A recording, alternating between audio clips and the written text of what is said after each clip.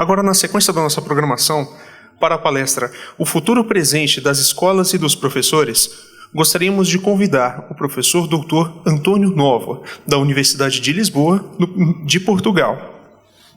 Antônio Nova é historiador e pedagogo, doutor em História pela Universidade de Paris, Sorbonne, na França, e em Ciências da Educação pela Universidade de Genebra, da Suíça. Foi reitor da Universidade de Lisboa, Portugal, entre 2006 e 2013.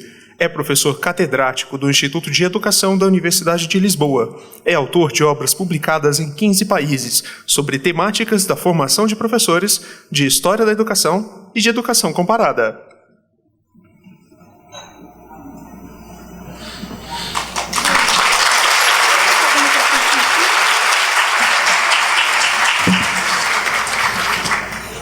Para mediar a palestra, convidamos a professora doutora Ordália Alves de Almeida, da Universidade Federal de Mato Grosso do Sul.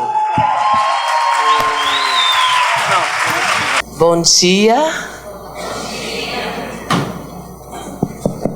Bom dia.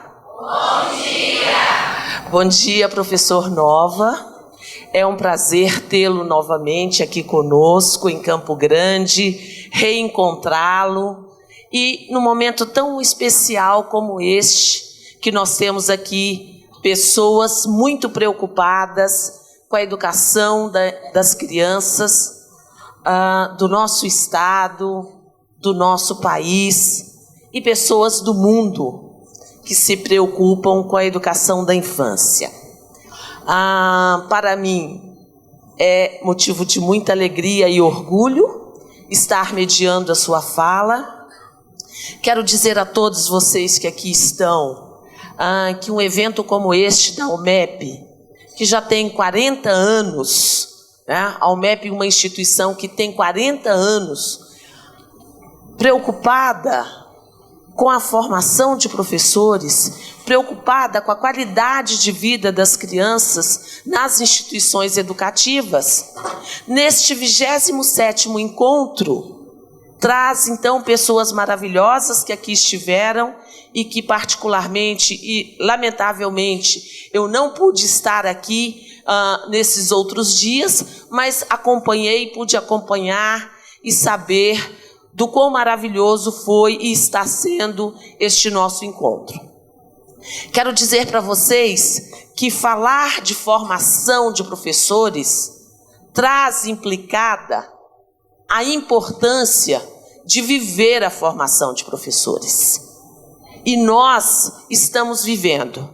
Então, as professoras que aqui estiveram, tão jovens, elas nos remetem a momentos que nós também iniciamos, eu quero dizer para elas, que nós também iniciamos, e que a UMEP também foi palco para o nosso processo de formação. Talvez nesses 27 encontros, eu não me lembro de ter me ausentado de algum encontro da UMEP. Mas digamos que eu tenha estado em 90% dos encontros da UMEP.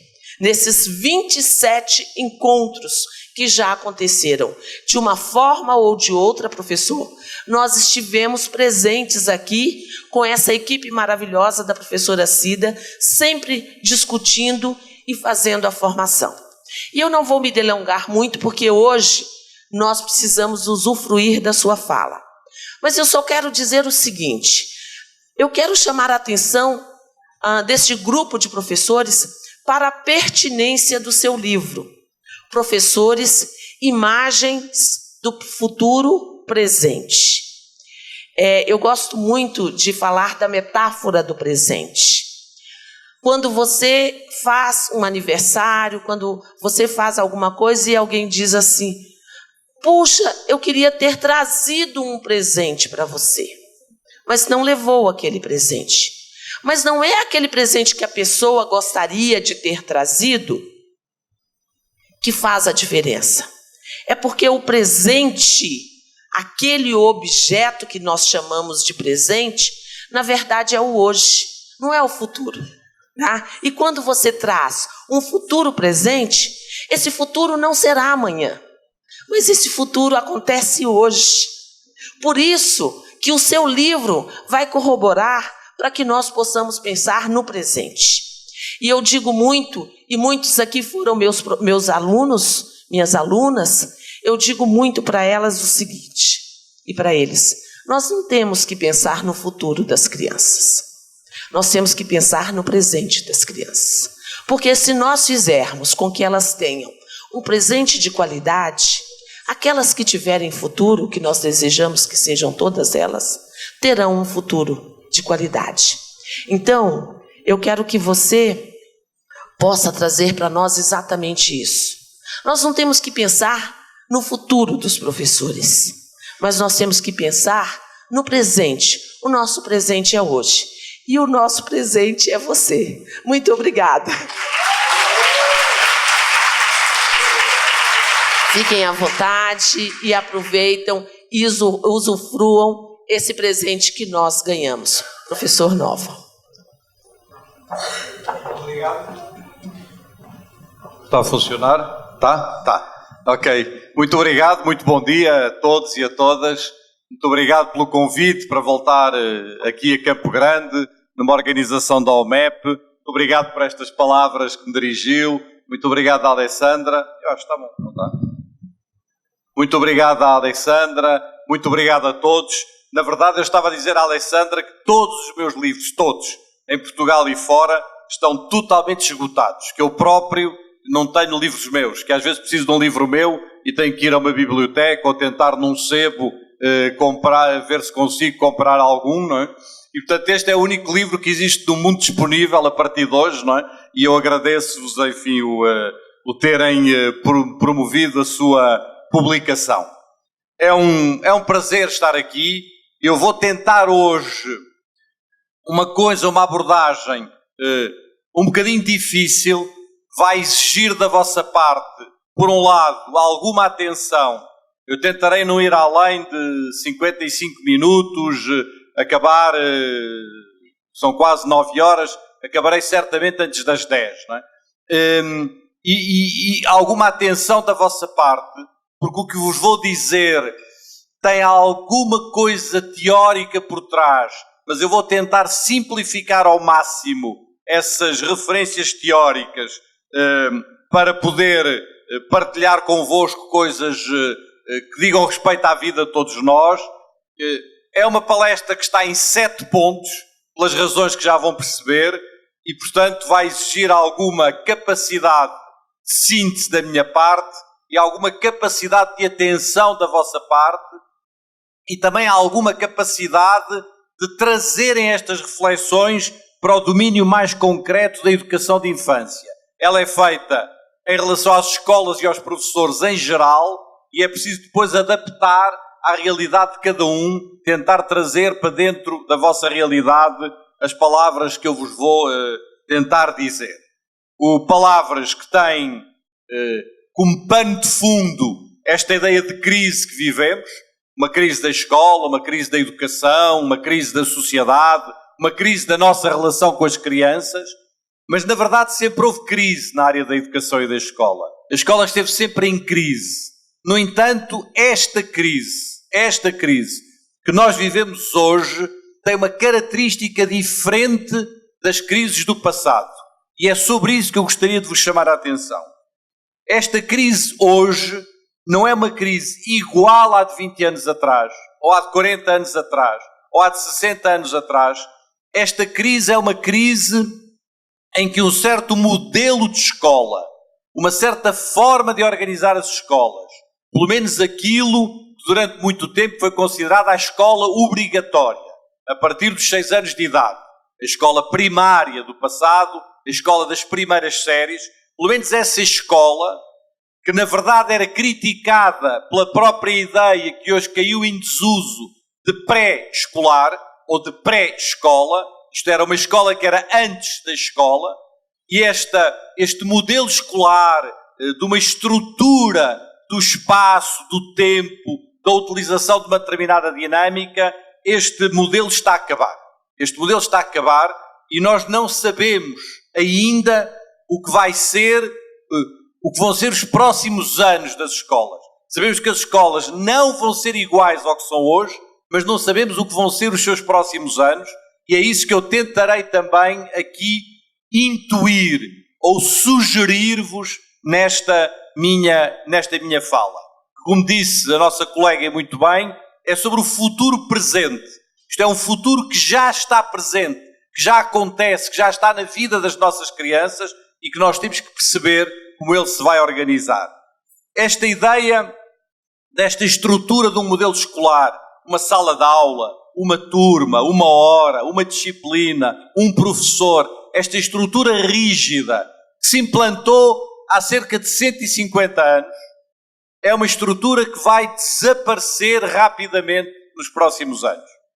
E podemos até imaginar que grande parte da escola vai ser no futuro mais parecida com o que é hoje a pré-escola, mais parecida com aquilo que em tempos se designou os jardins de infância, os jardins onde a infância estava, do que com as escolas, tal como nós ainda hoje as conhecemos. É este o argumento que eu procurarei trabalhar convosco e decidi fazê-lo a partir de uma obra muito conhecida de um homem, hoje com 90 e tal anos, mas que foi um homem muito importante na área da educação, um homem que esteve presente em iniciativas da OMEP em todo o mundo, um homem que foi objeto de grande reflexão de todos nós, numa obra que é provavelmente uma das obras mais conhecidas da área da educação, que é uma obra escrita pelo Edgar Morin, que se chama 7 Saberes Necessários à Educação do Futuro. Nesta obra, o Morin propõe 7 saberes que são necessários para educarmos as nossas crianças no futuro, e eu vou dialogar com o Edgar Morin, não para repetir ou para resumir o que ele disse, mas para tentar trazer estas questões para dentro do trabalho dos professores.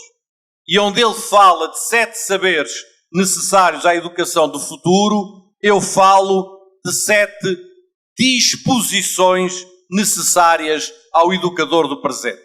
E vou tentar dialogar com ele nestes 7 pontos, como vos digo, não para resumir o que ele diz, mas para colocar isso em torno do trabalho dos professores e dos educadores.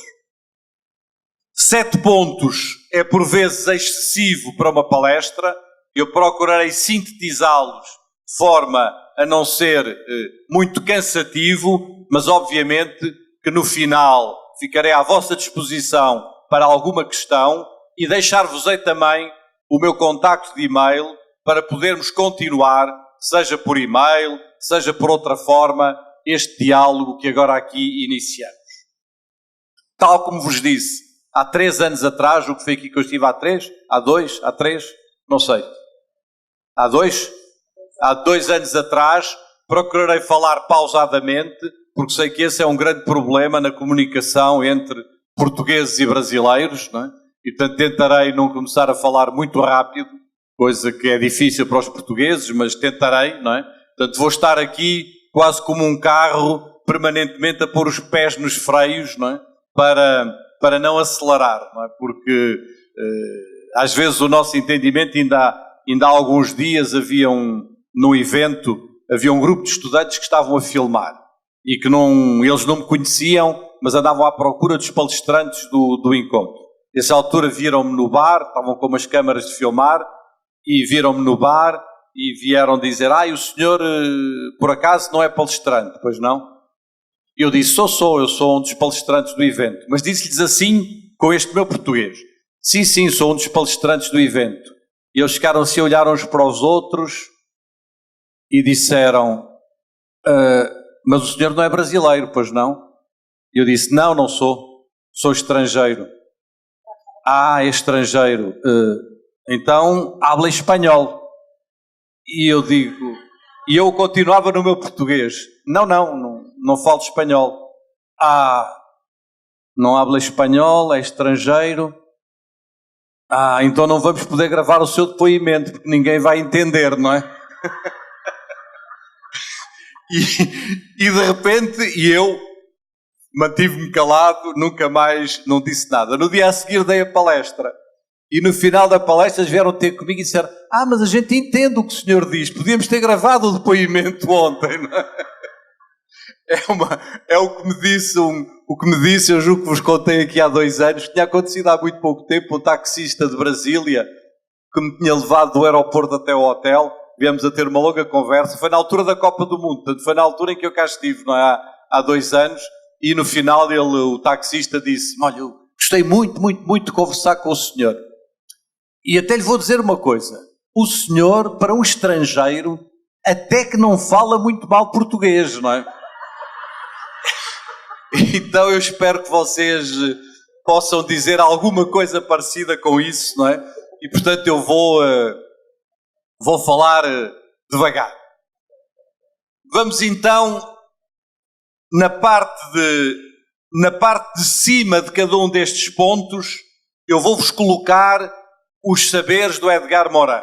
Vou-vos resumir brevemente o Edgar Morin, não vou falar nisso, e depois vou tentar tirar as minhas conclusões. Aí já é um discurso meu sobre as questões dos educadores. Diz o Edgar Morin que temos de ser capazes de compreender que o conhecimento gera conhecimento, mas também gera ignorância. E que temos que ser capazes de criticar o próprio conhecimento. Se não tivermos uma capacidade crítica sobre o próprio conhecimento, não podemos educar, nem podemos ensinar. Não podemos ensinar o conhecimento sem termos a capacidade de o criticar a ele mesmo. Ora bem, o que eu quero partilhar convosco, como educador, é a necessidade de nos conhecermos a nós próprios e, ao conhecermos a nós próprios, de conhecermos os limites da escola e dos professores. E porquê os limites da escola e dos professores? Porque durante muito tempo, e ainda hoje, os educadores e os professores têm tendência para fazer um discurso, muitas vezes, excessivo sobre a escola. Nós habituamos-nos ao longo dos últimos 100 anos a termos um excesso de expectativas sobre a escola. Que a escola vai salvar o mundo, que a escola vai salvar os países, que a escola vai salvar as crianças, que a escola vai salvar a sociedade, que a escola é o princípio de todas as mudanças, de todas as transformações, etc.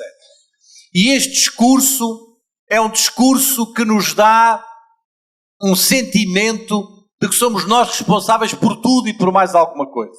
E não somos. A escola é parte de uma sociedade. A escola tem um contributo fundamental para a sociedade. A escola tem um contributo fundamental para formar as novas gerações. Mas a escola não pode tudo. E nós temos que tirar da nossa cabeça essa ideia excessiva que somos nós que vamos salvar o mundo, que somos nós que vamos salvar a sociedade. Porque essa ideia excessiva vira-se contra nós, muitas vezes. Ela vira-se contra os professores, ela vira-se contra os educadores, ela vira-se contra a nossa própria ação e atividade. Precisamos, pois, de nos conhecermos. E conhecermos-nos é fazermos um trabalho de autoconhecimento sobre nós mesmos. Ninguém pode ser professor sem pensar e repensar a sua história de vida, sem fazer um trabalho de análise sobre si mesmo, sem ter essa capacidade introspectiva, sem ter essa capacidade de compreender onde é que estão os limites da sua ação, de compreender como é que cada um de nós é professor. E cada um de nós é professor e educador de uma maneira diferente. Não há 2 educadores iguais. Não há 2 professores iguais. Como eu tantas vezes tenho dito, ser professor ou educador é ter uma segunda pele profissional. Nós temos a nossa pele pessoal e em cima da nossa pele pessoal precisamos de ter uma pele profissional. A nossa pele de educadores. Mas estas 2 peles têm que estar juntas. Têm que ser confortáveis. O pior que nos pode acontecer é quando nós não nos sentimos confortáveis como educadores, quando não nos sentimos confortáveis na nossa maneira de sermos educadores. E é por isso que as histórias de vida, que a reflexão sobre as histórias de vida de cada um, de cada uma de nós, de cada um dos educadores é tão importante para compreendermos os nossos limites, mas também para compreendermos os limites da escola, porque se não compreendermos os limites da escola, também não compreendemos as possibilidades. Quando não há limites, tudo se esbate. Precisamos de perceber o muito que a escola pode, o muito que a escola tem responsabilidade, mas perceber também os limites de uma ação da escola, os limites de uma ação da escola que não pode querer sozinha mudar tudo e mudar todos. Esses sonhos excessivos de há 100 anos atrás, têm que dar hoje lugar à maior das forças que existe na área da educação. E a maior das forças é a modéstia. É com modéstia que nós temos que educar os nossos alunos. É com modéstia que nós temos que exercer a nossa profissão. É com modéstia que nós temos de contribuir com o nosso trabalho para formar as novas gerações.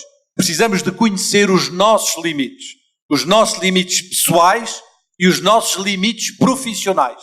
Sermos capazes de um exercício de crítica sobre a nossa própria profissão, para assim estarmos à altura de educar as novas gerações num tempo tão profundo de mudanças como aquele que estamos a viver nos dias de hoje.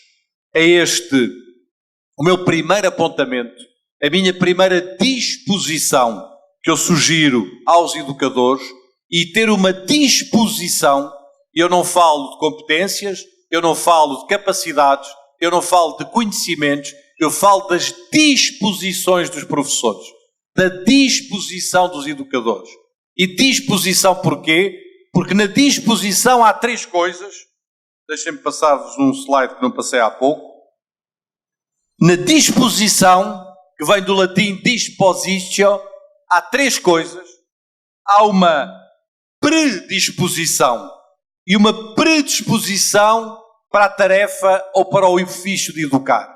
Essa predisposição é muito importante para que marquemos uma posição, para que afirmemos a nossa condição de educadores e para que o possamos afirmar com uma proposição, com uma proposta de caminhos para o futuro. É destas disposições que eu vos quero falar. Já vos falei da primeira, vou agora falar-vos da segunda disposição dos educadores e dos professores, a partir de uma crítica do Edgar Morin, quando ele diz: uma das coisas mais importantes para o futuro é sermos capazes de construir os princípios de um conhecimento pertinente. O que é que o Edgar Morin quer dizer com conhecimento pertinente?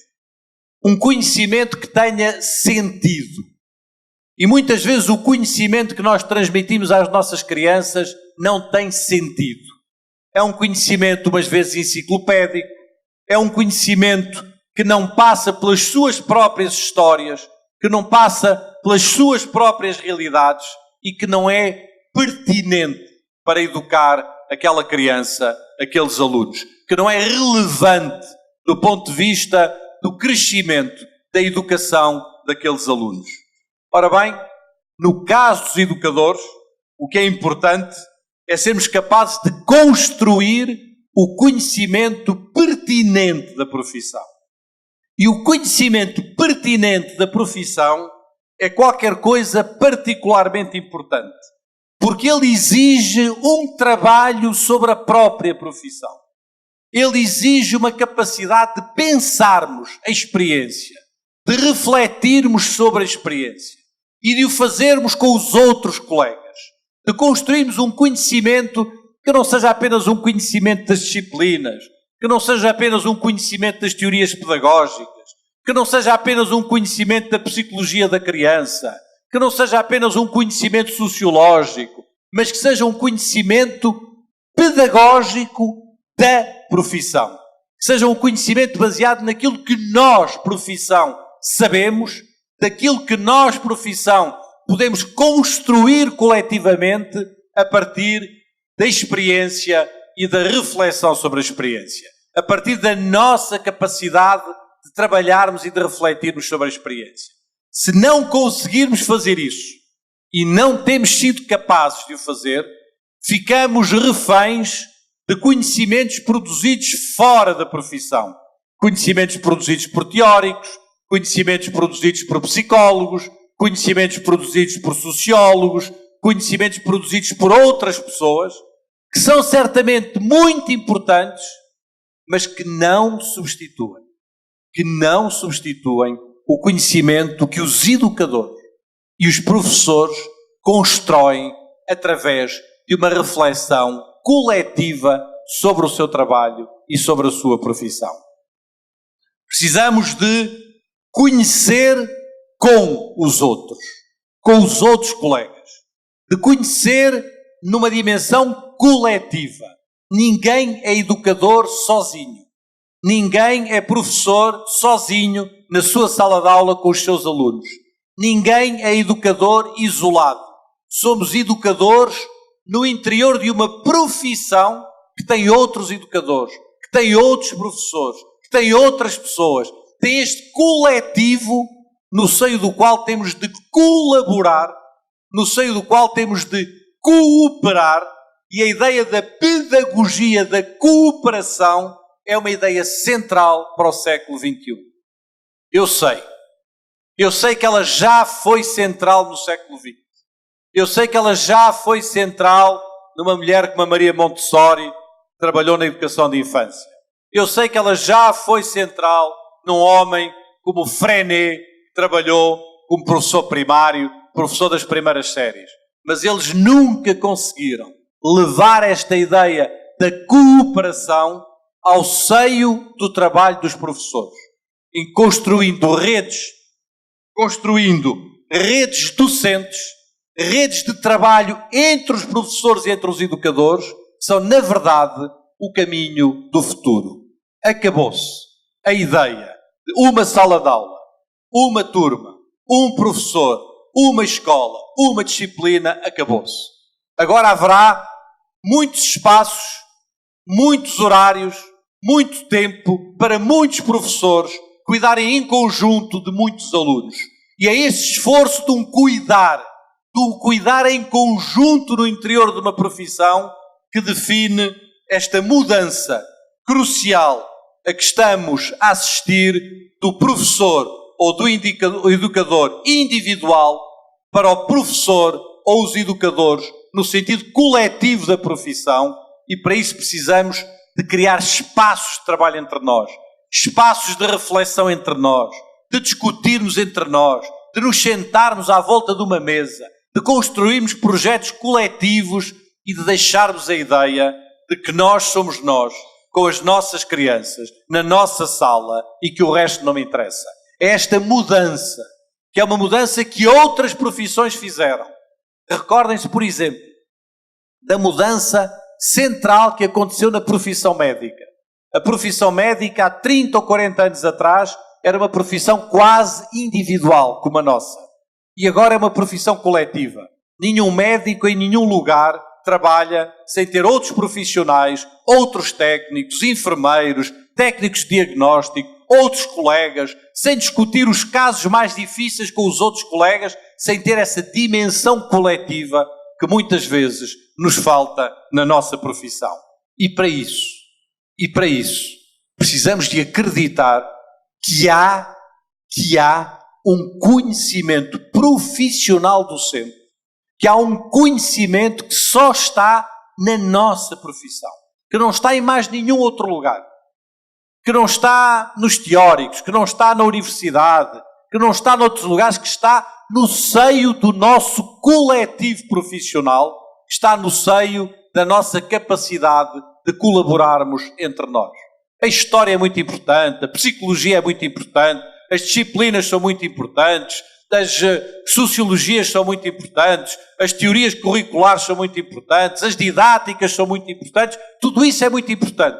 Mas nada disso substitui o nosso próprio conhecimento, construído através de uma reflexão sobre a experiência, através de um conhecimento com os outros, colaborativo, cooperativo, coletivo. É disso que precisamos para as escolas do século XXI, é isso que coletivamente temos de ser capazes de construir nos próximos anos. E depois diz-nos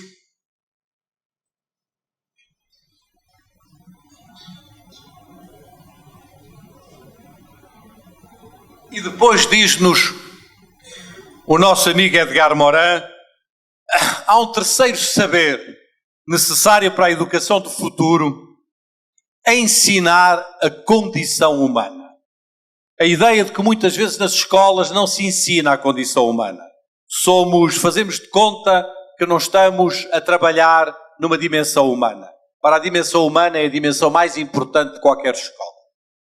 Digo eu, prolongando esta entrada do Morin, é necessário desenvolver uma pedagogia com humanidade dentro dela. E esta é uma reflexão que vale a pena ter durante 4 ou 5 minutos, porque é uma reflexão central para todos nós. A ideia, como dizia um grande autor norte-americano, Michael Epstein, é preciso educar humanos por humanos para o bem da humanidade. E o que é que esta frase parece um bocadinho retórica, parece um bocadinho até cacofónica, quer dizer? Quer dizer que não nos podemos esquecer nunca da humanidade das nossas crianças. Não nos podemos esquecer nunca que estamos perante seres humanos, autónomos, com os seus projetos, com as suas vidas, com os seus passados, com os seus presentes, com os seus futuros e com tudo o que dela faz a sua característica humana. Mas que nós, educadores, também somos humanos. Que nós, educadores, só somos capazes de educar com a nossa própria humanidade.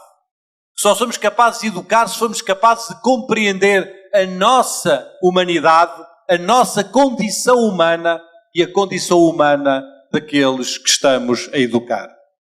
E para isso não vale a pena fazermos discursos dicotómicos. Os educadores muitas vezes gostam muito de dicotomias. E a dicotomia é a pior coisa que existe na área da educação. Gostam muito de fazer dicotomias sobre o que é importante é a teoria ou é a prática. O que é importante é a autoridade ou a liberdade. O que é importante é os conteúdos ou os métodos. O que é importante é a arte ou a ciência. O que é importante, eu sei lá, outras coisas quaisquer. Ora, nunca há resposta para uma dicotomia na área da educação. Na área da educação temos que fazer sempre tudo ao mesmo tempo e tudo ao mesmo tempo sem cairmos em discursos idílicos, como se tudo fosse um paraíso. A vida não é um paraíso.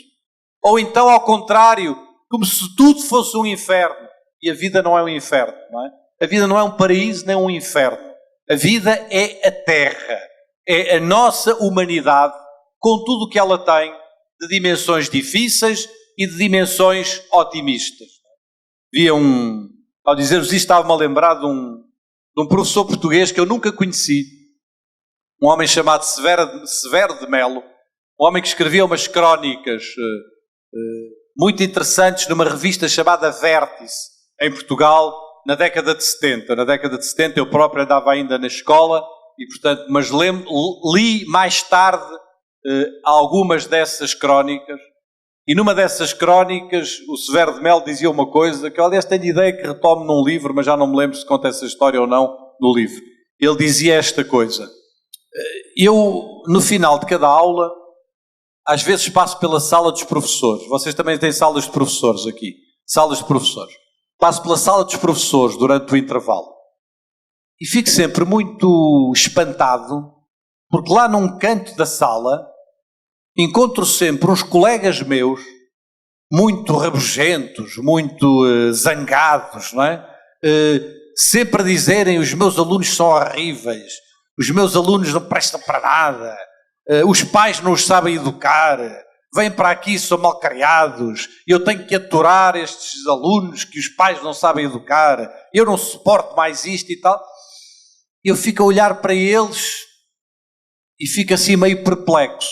Mas depois olho para o outro lado da sala e vejo lá também uns tantos colegas que estão a dizer uns para os outros: ai, os meus meninos são tão bonzinhos, não é? As minhas crianças são os amores, não é? Portam-se tão bem, eles gostam tanto de mim, eu gosto tanto deles, não é? É tão bom, tão bom, tão bom estas minhas criancinhas. E eu olho para eles e fico também meio perplexo, sem saber o que fazer, não é? E depois acaba ele a crónica. Olha, eu cá para mim fico perplexo quando olho para um lado, fico perplexo quando olho para o outro, porque diz ele, os meus alunos não são anjos nem são demónios. São apenas pessoas. E já não é pouco, diz ele, não é? Isto é, temos que compreender cada um enquanto pessoa, enquanto ser humano, com todas as suas contradições, com todas as suas dificuldades. Porque só assim poderemos entrar em relação com o outro. Só assim poderemos entrar em diálogo com o outro. Só assim poderemos compreender a força do diálogo. E a força do diálogo não é apenas uma força positiva. O diálogo é uma coisa que tem riscos. O diálogo é uma coisa muito arriscada. Quando nós dialogamos com o outro, pensemos em nós. Pensemos em nós perante um problema da nossa vida. Um problema da nossa vida que nós temos que nós queremos compartilhar com um amigo ou com uma amiga. Nós, quando temos esse problema da nossa vida, temos de escolher bem o amigo ou a amiga com quem vamos compartilhar esse problema. Porque se escolhermos o amigo ou a amiga, arriscamos-nos a ter um diálogo que pode vir a ser conhecido, que pode vir a ter repercussões, que pode virar-se contra nós. Mas quando escolhemos esse diálogo, nós também não dizemos tudo. Dizemos a esse amigo ou a essa amiga o que achamos que é importante dizer para entrarmos em diálogo com ele. Não nos abrimos nunca completamente. Não expomos nunca totalmente a nossa alma, a nossa identidade, o nosso ser. O diálogo é uma coisa que não é agora somos todos amigos, vamos todos falar de tudo. O diálogo é uma construção. É uma construção seletiva. Nós temos que perceber o que é que queremos ou não queremos partilhar da nossa vida com os outros. E temos o direito de escolher aquilo que queremos partilhar e aquilo que não queremos partilhar. É assim também na escola. O diálogo dentro da escola. A pedagogia dialógica de que nos falava o Paulo Freire não é dizer tudo a toda a gente, a toda a hora. Não é compartilhar a totalidade dos nossos seres e das nossas identidades. Nem para nós, nem para as crianças. É construir uma relação. E construir uma relação dá muito trabalho. Construir um diálogo dá muito trabalho. É essa construção pedagógica que nós esperamos da capacidade de um professor. É essa capacidade de conviver. Mas conviver não é chegarmos a uma sala de aula e somos todos amigos e somos todas amigas. Não necessariamente. Conviver é aprender a viver com o outro. E para aprender a viver com o outro, é preciso aprender as regras do viver com o outro. E é por isso que as regras são tão importantes dentro da educação. Não é por mania, não é por autoritarismo. É porque essas regras são o lugar que permite o diálogo. Sem regras não há diálogo. Sem regras não há palavra. Sem regras de que temos a obrigação de estar em silêncio quando o outro fala, não há nenhum diálogo possível. Há uma barulheira, há uma confusão, há um caos, mas não há diálogo. Sem regras não é possível viver no espaço de uma escola. Agora, essas regras têm que ser regras democráticas e têm que ser regras da humanidade. Têm que ser regras nas quais as crianças participam na sua própria construção. Participam na sua própria elaboração e na sua própria... Se inscrevem. Vocês têm uma palavra muito bonita aqui no Brasil que nós não temos, que é a palavra pertencimento. Essa palavra não existe em português. Mas é uma palavra muito bonita, não é? Porque inscreve uma presença. inscreve um pertencer a alguma coisa, é absolutamente essencial. Eu ontem cheguei aqui a Campo Grande já relativamente tarde, mas... Obrigado. Estavam-me a tirar a água, pensei que me estavam a pôr aqui alguma coisa mais alcoólica, mas não, é mesmo água. É uma vez a mais extraordinária, uma das mais extraordinárias palestras que eu dei aqui no Brasil foi em Goiás. Já vão há muitos anos. Havia muita gente, creio que era na Universidade Católica, se não me engano, julgo que há uma Universidade Católica em Goiás, não é? Ou uma PUC, ou uma Universidade Católica, já não sei. Mas lembro-me como se fosse hoje, que me tinham dito que o anfiteatro era relativamente pequeno, estava completamente lotado, que eles tiveram que pôr telões noutras salas, e portanto havia uma grande expectativa com aquela palestra. E eu cheguei, eu tenho muitos problemas de sinusite, e fiz um voo muito longo, e cheguei ao aeroporto, creio que era o reitor ou o vice-reitor da universidade, tinham-me ido buscar, e dirigiram-se a mim, dizer, professor António Nóvoa, que prazer em tê-lo aqui, em recebê-lo, e eu quis-lhes dizer, olá, boa tarde, e fiz, não saiu nada do meu som. E disseram, então, mas a viagem foi boa, e eu, não saía absolutamente nada da minha voz, não é? E eu acho que nunca tinha visto olhos tão aterrorizados como o olhar daquele reitor, ou daquele vice-reitor. Ele olhou para mim e disse, mas nós temos um auditório lotado para ouvir daqui a 1 hora. E eu, Bom, grande discussão durante 1 hora, o que é que se vai fazer, o que é que não se vai fazer. Então lá encontraram uma solução sugerida para alguém, foi uma solução que me satisfez bastante, não é? Que foi arranjarem-me um microfone praticamente colado à boca, não é? Um microfone que ficava assim muito colado à boca, e entretanto traziam-me de 5 em 5 minutos, traziam-me um bocadinho de licor aquecido, não é? Um copinho de licor. E eu tomava aquilo aquecia as cordas vocais, e durante 5 minutos saía algum som. Depois ao fim dos 5 minutos, lá vinha outro copinho, não é? É claro que a palestra acabou muito animada no final, como vocês devem calcular, não é? Já estava, não é? Completamente.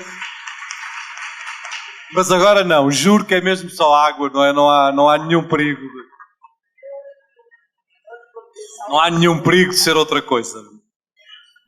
E portanto, dizia-vos eu, estas regras são regras têm que ser construídas por todos nós. Não, dizia-vos eu, aliás, cheguei ontem à noite a Campo Grande e que liguei um pouco a televisão e estava a ver uma matéria, não sei qual era o canal, sobre os processos que estão a acontecer, creio que não aqui em Campo Grande, mas em São Paulo e no Rio de Janeiro, de ocupações de escolas por estudantes. Creio que é no ensino médio, se não me engano. E estavam a contar a história de um daqueles estudantes, creio que era no Rio de Janeiro, que era um dos estudantes mais indisciplinados da escola, não é? Um dos estudantes mais perturbadores da escola e que era um dos chefes do processo de ocupação e que quando ocupou a escola se transformou num líder dos mais organizados dentro da escola, que não permitia que ninguém destruísse nada dentro da escola, que era ele que cuidava da limpeza da escola, que era ele que cuidava de tudo. E nós podemos perguntar porquê. E o porquê é uma resposta muito simples. Porque de repente aquele aluno se sentiu a pertencer àquele lugar, não é? Passou a ser pertença daquele lugar. Aquele lugar passou a ser o seu lugar quando não era o seu lugar. Ele era um excluído daquele lugar. Ele estava lá fisicamente, ele estava lá com o corpo, mas ele não pertencia àquele lugar. E passou a pertencer através deste processo de ocupação, que eu espero que nos sirva também, em determinados momentos, para perceber que uma escola tem de ser um lugar de democracia, no sentido mais autêntico do termo. Não é porque os alunos tenham capacidade para decidir tudo. Um aluno não tem que decidir se quer aprender matemática ou não quer aprender matemática. Essa decisão é nossa. Somos nós. Somos nós, os adultos, que temos a obrigação de decidir isso. Mas o aluno pode se inscrever, pode pertencer, pode participar, pode ter a sua voz, pode ser este lugar de humanidade que muitas vezes não temos sido capazes de construir nas nossas escolas.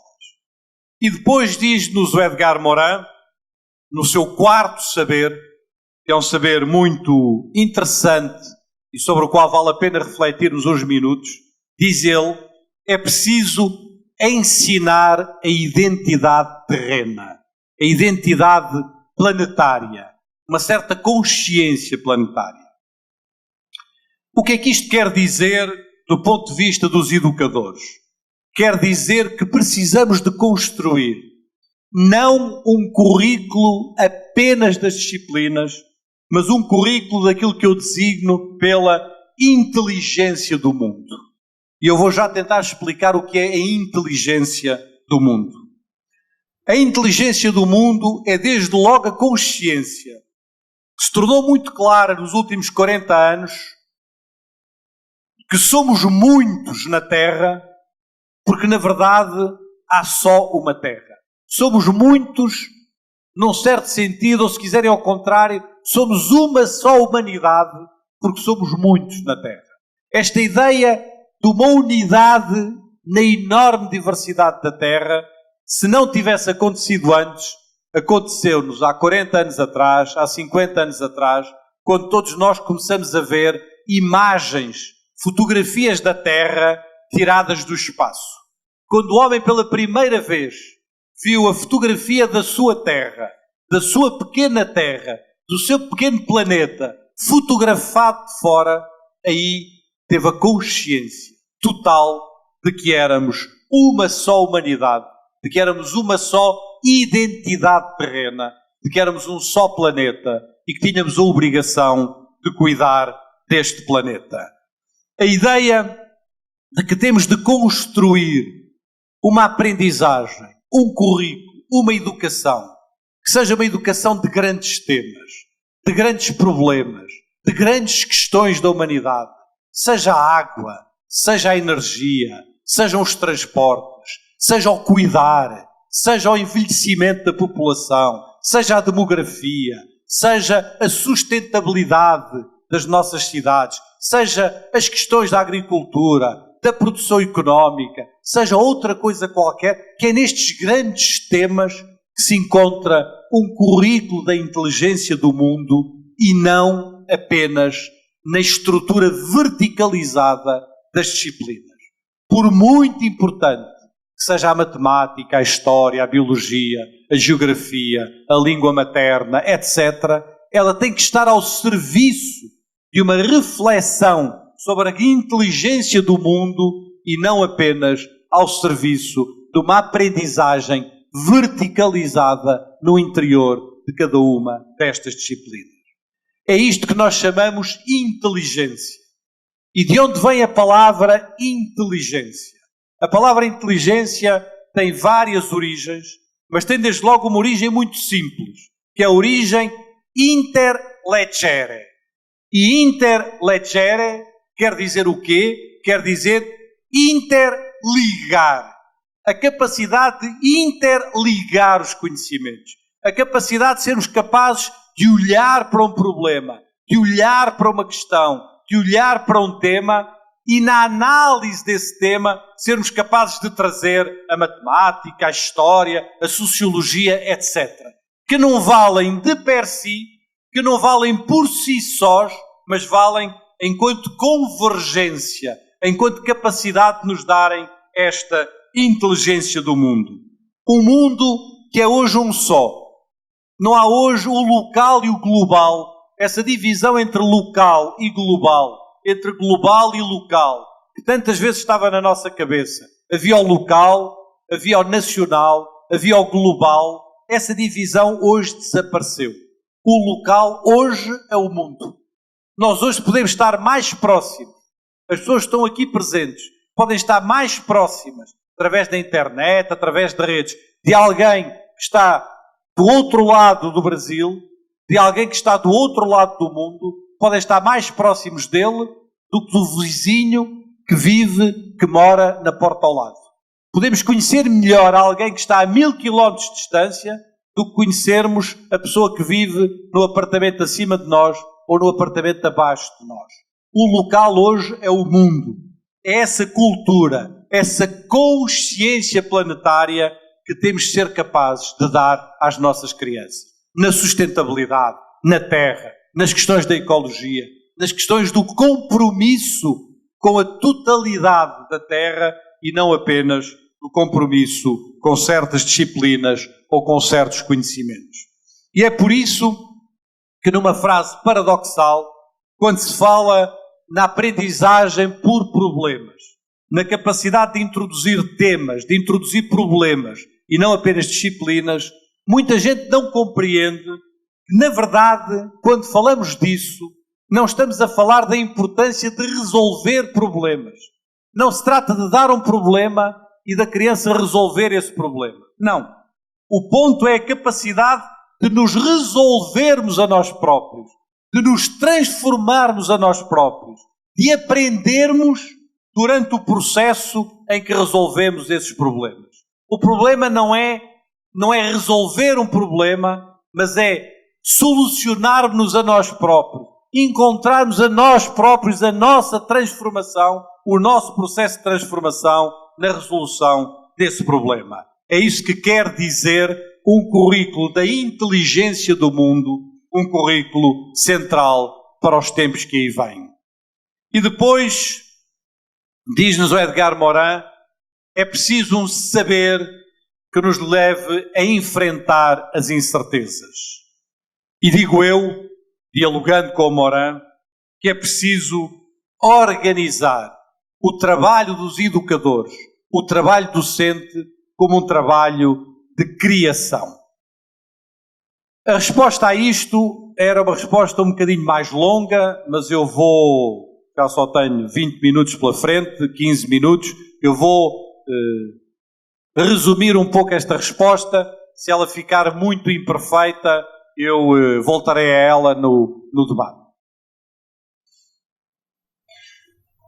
O que eu quero dizer com o trabalho docente como criação é que primeiro, a pedagogia não é uma técnica, que a pedagogia não é um método, que a pedagogia não é uma receita que se aplica.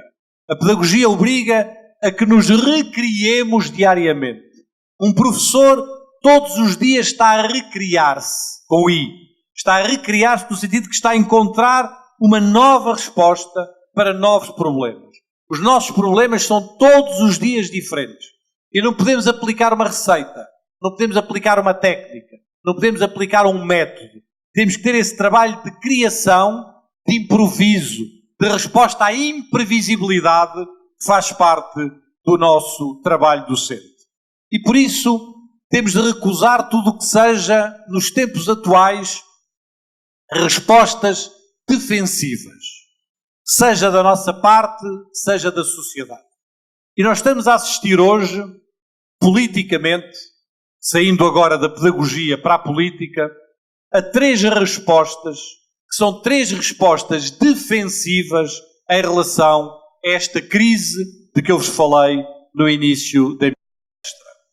A primeira resposta, particularmente negativa, é o que eu designo pela privatização da criança. Isto é, o regresso a, tentar dizer isto rapidamente, a retirar a criança dos espaços públicos para a educar em espaços privados. Por exemplo, esta ideia do homeschooling. O homeschooling é a educação em casa, a educação domiciliar, que era qualquer coisa dominante há 100 anos atrás, está a voltar hoje a muitas sociedades e a muitos países. Eu julgo que vocês designam isso aqui no Brasil, se não estou errado, por educação domiciliar, no domicílio, não é? E eu vi outro dia um relatório de que a educação domiciliar aumentou 985 vezes, aumentou 985% no Brasil nos últimos 5 anos. O que quer dizer que há muitos pais e muita gente que, face à crise da escola, está a retirar os seus filhos do espaço escolar público para o colocar num espaço privado, num espaço da ausência do público. Claro que isto é facilitado pelas novas tecnologias, é facilitado pelas tecnologias à distância, que permitem que verdadeiramente, do ponto de vista dos conhecimentos, uma criança possa aprender mais em casa do que aprende na escola, do ponto de vista dos conhecimentos. Agora, não aprende essa humanidade, essa relação de que eu vos falei há pouco. Outras políticas, face à crise, rebatem-se na ideia dos indicadores e da competição. Dizem, o que é importante é medir, o que é importante é impor normas, o que é importante é impor padrões de qualidade, dizem eles. O que é importante é estabelecer normas, regras, definir escalas, definir hierarquias, definir níveis mensuráveis que possam ser medidos e o resto não me interessa, não é? E, portanto, a partir daí estabelecem-se indicadores, estabelecem-se hierarquias que supostamente medem a qualidade de um determinado ensino e de uma determinada aprendizagem e tudo o resto é irrelevante. Tudo o que se passa fora desta quantificação, tudo o que se passa fora desta competição e destes indicadores é absolutamente irrelevante e esta é também uma atitude defensiva face à crise da escola. E depois há uma terceira resposta, que essa é mais dada pelos educadores, que é a ideia, como eu dizia no princípio, que a escola pode tudo. O que eu designo por uma exacerbação da escola. Isto é, se a criança não aprende em 3 horas, então vamos dar uma escola durante 5 horas. E se ela não aprende durante 5 horas, então vamos dar uma escola durante 7 horas. E se ela não aprende em 7 horas, vamos pôr a escola 10 horas por dia. E se ela não consegue aprender matemática durante 4 horas, vamos dar 8 horas de matemática, ou 10 horas de matemática, ou 12 horas de matemática. A ideia de que os problemas se resolvem dando mais do mesmo e não compreendendo que hoje não precisamos de mais do mesmo, precisamos de outra coisa. Precisamos de uma atitude de abertura, de uma atitude criativa, de uma abertura que nos explique o que são os tempos que estamos a viver e que sejamos capazes de construir tempos novos com esta nossa capacidade de sermos educadores. Estou no penúltimo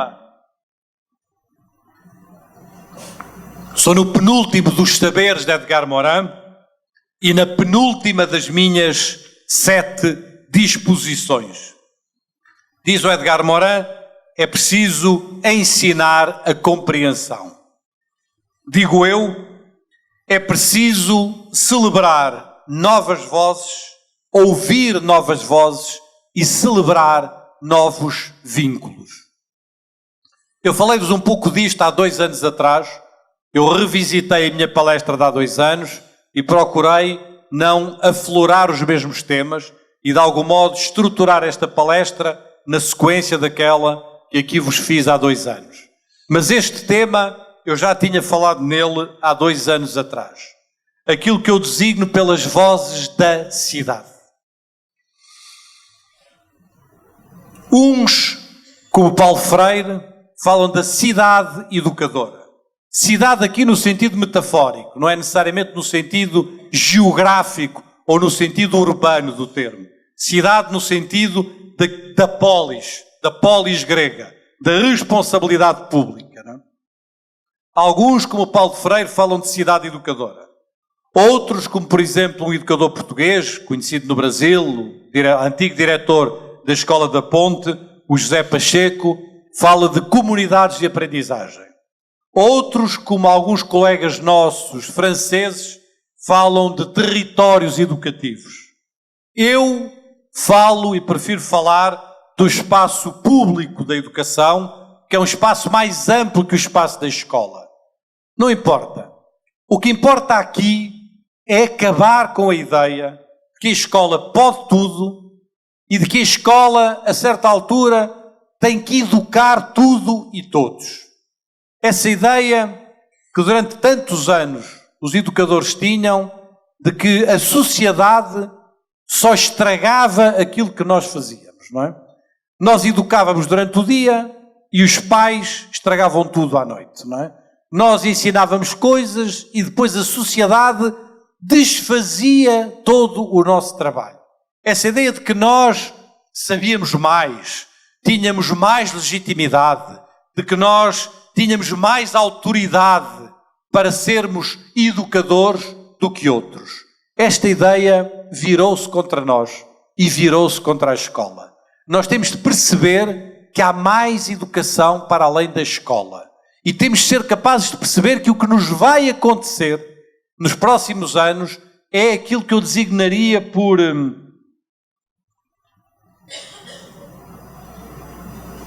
Deixem-me ver. Talvez a metáfora melhor seja a metáfora, não sei se ela funciona para vocês, a metáfora da capilaridade educativa, não é? Capilaridade no sentido dos vasos capilares que estão no corpo todo, não é? Nós temos veias e veias capilares que chegam à ponta dos nossos dedos até à nossa cabeça, que irrigam todo o nosso corpo. Temos um coração que tem um papel central, mas o coração, por si só, não chega a todo o lado se não houver esta capilaridade educativa. Ora bem, imaginem a escola como o coração, mas imaginem que a escola não pode nada se não houver vasos capilares no conjunto da sociedade e se esta ideia educativa não estiver no todo social. É isso que eu chamo o espaço público da educação. Um espaço que vai muito para além da escola e que tem uma responsabilidade educativa muito importante. Nós vivemos em democracias de massa, em democracias em que todos têm o direito de participar. Não importa se são analfabetos ou não são analfabetos. Não importa se têm mais instrução ou menos instrução. Não importa se são pobres ou se são ricos. Todos têm direito a um voto e neste voto todos têm direito a decidir sobre o futuro dos países. Estas democracias de massa, com todas as suas dificuldades, com todas as suas contradições, têm de dar origem a sociedades conviviais, a sociedades dessa convivialidade de que nos falava o Ivan Illich.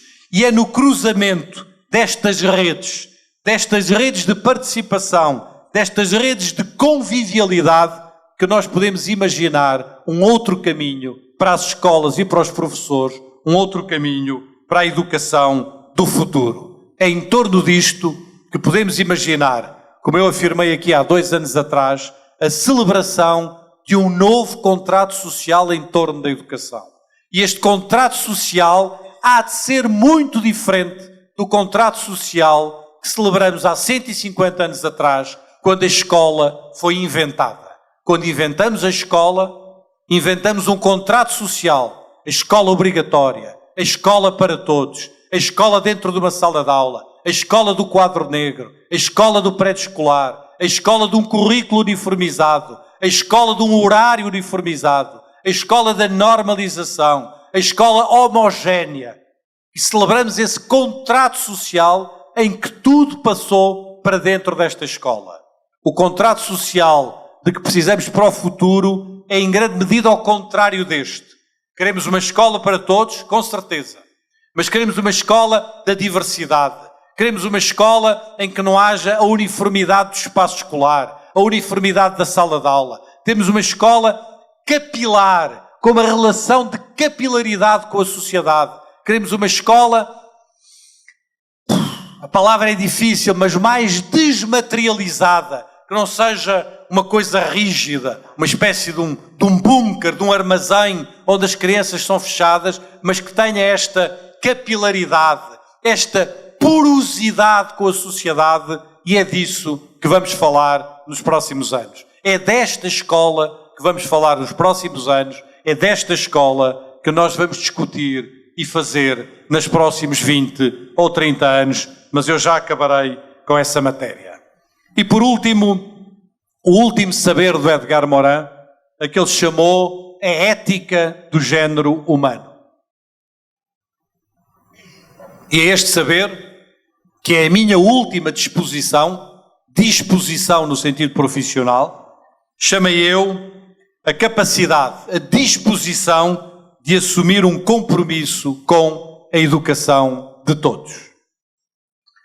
E este compromisso, meus amigos e minhas amigas, não é uma retórica, é uma prática, é um compromisso. É uma obrigação que nós temos pela frente para cumprir. Muitas vezes nós somos muito retóricos na área da educação. Temos uma grande retórica sobre os valores. Temos a boca cheia de valores. Temos a boca cheia de cidadania. Temos a boca cheia de humanidade, mas não traduzimos isso na nossa prática diária. Não traduzimos isso no nosso compromisso diário.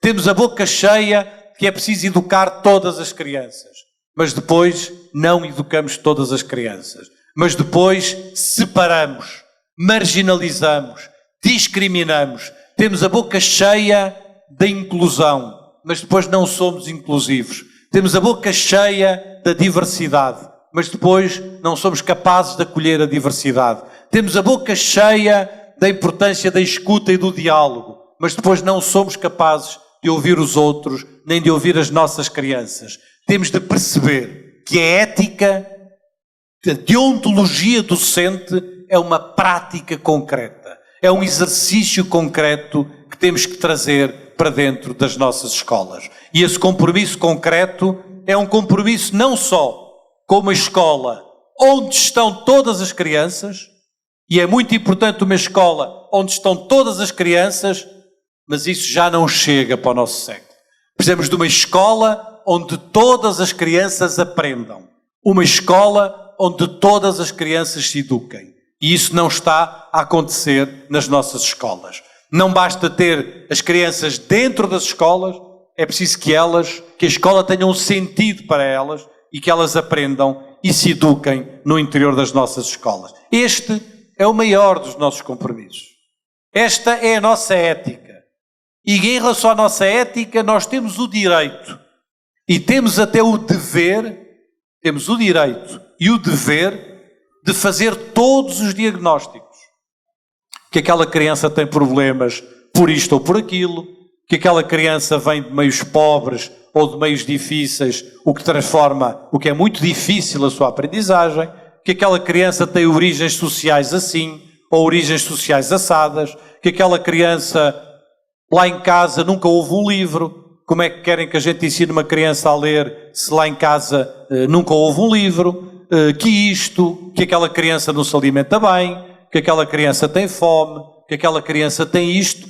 Temos o direito e o dever de fazer um diagnóstico das realidades das nossas crianças e da realidade daquilo que nos espera como educadores. Temos essa obrigação, mas nada disto nos pode servir de desculpa para não educarmos todas as crianças, não é? Nada disto nos pode servir de desculpa para não cumprirmos a nossa função e a nossa missão de educadores. Nada disto nos pode servir de justificação para não fazermos eticamente o trabalho que temos de fazer neste compromisso com a educação de todas as crianças. É este o compromisso maior dos nossos educadores e dos nossos professores. E este compromisso, como algumas das coisas que eu vos disse, e estou nos últimos 3 minutos da minha fala, como algumas das coisas que eu vos disse, talvez possa ser traduzida numa frase que eu citei já em várias palestras aqui no Brasil, porque foi para mim uma frase de uma enorme descoberta. Há alguns anos atrás, eu estava a ler o mais importante livro que li na área da educação, um livro escrito por um senhor chamado Michel Serres, um livro chamado O Terceiro Instruído, e depois de ter lido esse livro muitas vezes, encontrei lá no finalzinho do livro 4 ou 5 linhas muito pequenas, muito breves, que na minha opinião, não sei se é a opinião do autor, resumem bem o que é o nosso trabalho como educadores. Vou dizer-vos estas 3 linhas em francês, por respeito com o autor, e depois vou fazer a minha tradução para português. Diz o Michel Serres nestas 3 linhas: René, il connaît, il a pitié, enfin, il peut enseigner. O que é que isto quer dizer traduzido para português? Na verdade ali aparecem 6 linhas, mas na verdade são 3 linhas do livro, não é? Diz ele: renascido. E renascido porquê? Porque o trabalho docente, ser educador e ser professor, é renascer. É nascer de novo. É sermos capazes, há pouco, de construir uma identidade profissional que cole, que seja confortável, que se adapte à nossa identidade pessoal. É renascer. E para isso precisamos de um trabalho sobre nós mesmos. Um trabalho de repensar-nos a nós mesmos como pessoas e agora como educadores. Renascido, diz o Michel Serres, renascido, ele conhece. Ele ou ela, obviamente. Ele ou ela conhece. Conhece no sentido em que o conhecimento, a cultura, as culturas são a matéria-prima do nosso trabalho. Nós trabalhamos com seres humanos, mas educamos seres humanos através do conhecimento. O conhecimento, como já dizia o Jean-Jacques Rousseau há muito tempo, o conhecimento de nós, o conhecimento dos outros e o conhecimento das coisas, não é? O conhecimento das disciplinas. Este conhecimento é central para o nosso trabalho. Dizia o Michel Serres, renascido, ele conhece. Renascido, ele conhece, ele tem compaixão. Compaixão no sentido filosófico do termo. Ele tem a responsabilidade do outro. Compaixão no sentido do cuidar, como eu vi que está aqui nas vossas frases do OMEP. Educar, brincar e cuidar. Compaixão no sentido de assumirmos uma responsabilidade pelo outro. E depois diz o Michel Serres, renascido ele conhece, renascido ele conhece, ele tem compaixão, agora sim ele pode ensinar, agora sim ele pode dizer-se educador, agora sim ele está em condições, depois deste triplo trabalho, de afirmar a sua dimensão, a sua disposição como educador e de estar à altura de educar as crianças do futuro. Conhecer-se e conhecer os limites da escola e dos professores foi a minha primeira disposição. Construir o conhecimento profissional docente, o conhecimento pertinente da profissão. Desenvolver uma pedagogia com humanidade dentro. Construir um currículo da inteligência do mundo. Organizar o trabalho docente como trabalho de criação entre nós. Ouvir novas vozes e celebrar novos vínculos. E, finalmente, assumir um compromisso ético com a educação de todos. Foram estas as 7 disposições que quis partilhar convosco, que quis partilhar neste tempo de crise, no tempo em que estamos a terminar um ciclo histórico que se iniciou há 150 anos, não se iniciou antes, iniciou-se no tempo dos vossos tetravós, iniciou-se há 4 gerações, há 5 gerações. Para trás, esta escola não existia. Esta escola que começou há 5 gerações. Vamos imaginar que, das pessoas aqui presentes, muitos dos vossos pais terão nascido, vamos dizer, em 1960. Quer dizer que muitos dos vossos avós terão nascido em 1930. Quer dizer que muitos dos vossos bisavós terão nascido talvez em 1900. O que quer dizer que os vossos trisavós poderão ter nascido em 1870, 1875, alguns por aí. Ora bem, foi nessa altura que nasceu a escola que conhecemos. Não foi antes. Foi nessa altura. Foi no tempo dos vossos trisavós ou dos vossos tetravós. Esse ciclo do modelo escolar está agora a fechar-se e está a abrir-se um novo ciclo. E este novo ciclo, é com isso que eu vos quero terminar, apenas com um último apontamento, antes de vos deixar o meu e-mail e de ficar à disposição para um diálogo convosco. Esse ciclo, essa mudança radical da escola é da nossa responsabilidade. Agora é o nosso tempo. Agora somos nós. Agora somos nós a geração da mudança. Somos nós que vai definir historicamente a abertura de um novo ciclo na vida da escola e da educação.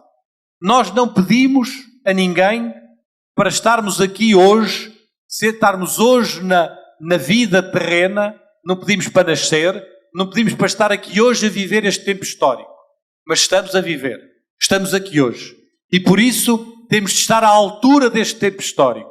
E este tempo histórico é um tempo de mudanças profundas como não havia na área da educação e da escola há 150 anos. Somos nós que estamos aqui hoje a habitar este planeta. Somos nós que estamos aqui hoje a habitar esta terra. Somos nós que estamos aqui hoje com a nossa responsabilidade de educadores a habitar este espaço.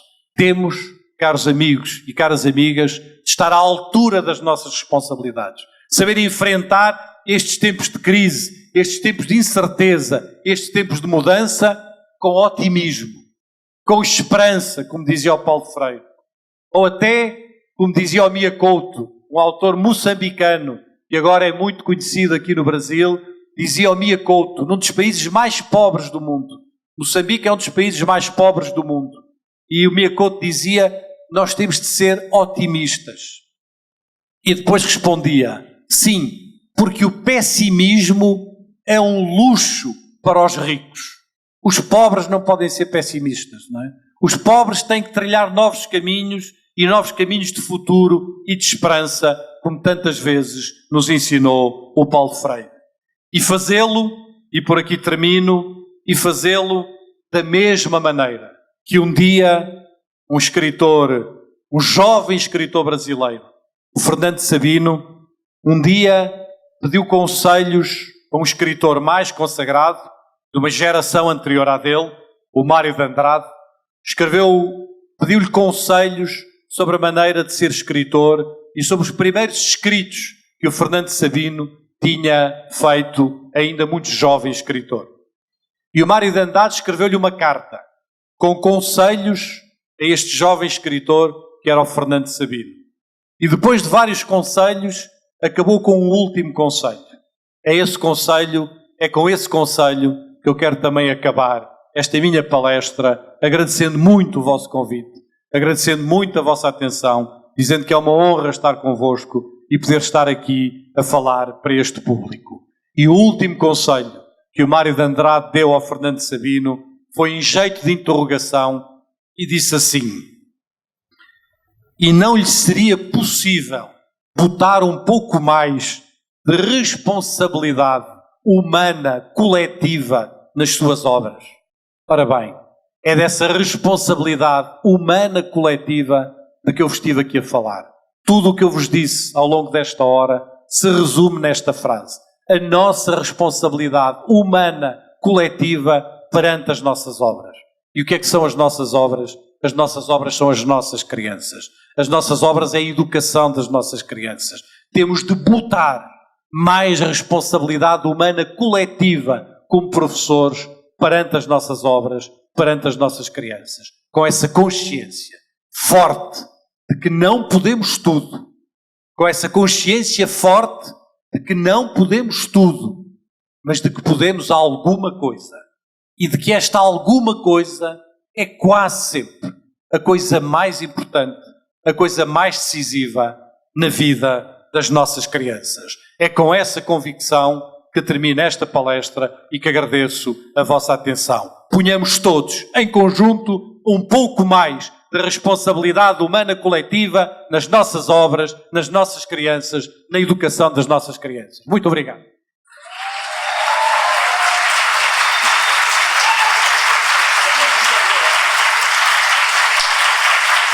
Muito obrigado.